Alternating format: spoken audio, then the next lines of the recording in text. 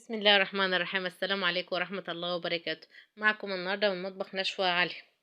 تعالوا نشوف هنعمل ايه النهاردة، اكلنا ايه النهاردة. احنا معانا فراخ مشوية ورز مبهر. تعالوا نشوف احنا عملنا ايه. احنا جبنا كيلو بصل قطعناه جوانح، حباية طماطم كبيرة و7 فصوص توم او 8 وقرنان فلفل، وجبنا ملح وسكر وفلفل اسمر و7 بهارات ومعلقه زعتر. دولت قلبناهم في بعض، والمرقه، وقلبنا كل دولت في بعض، البهارات مع بعضها في طبق لوحدها. دولت احنا هنا فرمنا الطماطم والفلفل والثوم.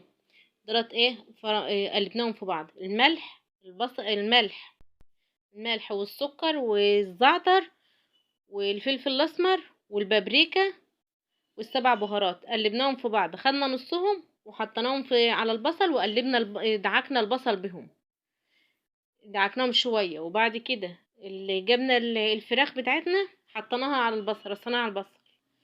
والتوابل اللي فضلت معانا جبناها برضو رشناها على الفراخ اللي معانا ودعكناها بها لما اتبلت بها كده. ماشي. وجبنا بقى الطماطم والفلفل والثوم اللي احنا عملناهم في الكبة، هنحطهم على وشها. احنا كده حطينا البهارات اهيت اللي معانا، حطينا نصها في البصل ونصها على الفراخ وهندعكهم فيها.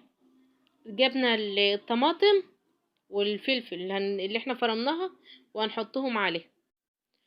وولعي بقى وبس وسيبها منقوعة. عاوزة تولعي عليها الوقت اللي متاح قدامك، وقوم رايحة مولعة عليها بقى. عاوزة تنقعيها نقعيها، انت حرة. بس اهم حاجة ما ننساش رشة السكر اللي بنحطها عليها، لان السكر بيخليها طعمها حلو. بس صراحة والله جميلة، جربوها. وهنا تبلناها وولعنا عليها على طول، لان احنا كنا العصر ساعة قبل الفطار بشوية. وهي ما شاء الله ما خدتش حاجة على البتوجان. ولو انت تبلتيها برضك ونقعتي سبتها من الصبح حلو. جبنا هنا بقى الرز معانا اهوت. فرمنا بصلاية واحدة بس، وهنجيبها تاخد بس تخدل بس شوية. هنا جبنا الملح بتاعها واحدة مرقة، كركم وكاري والسبع بهارات.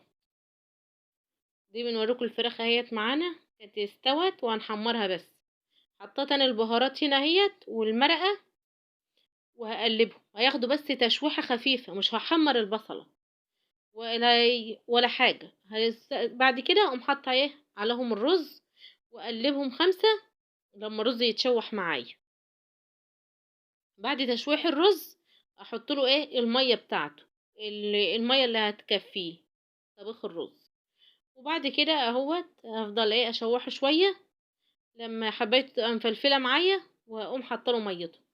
وبس على كده وحاجتها. والاكل والرز كان جميل معانا اهو برضك، وشوفوه ومفلفل وحلو. وما خدش سوية على البوتاجاز، لان انت كل ما بتشوحيه كل ما ما ياخدش معاكي طبخ كتير على البوتاجاز.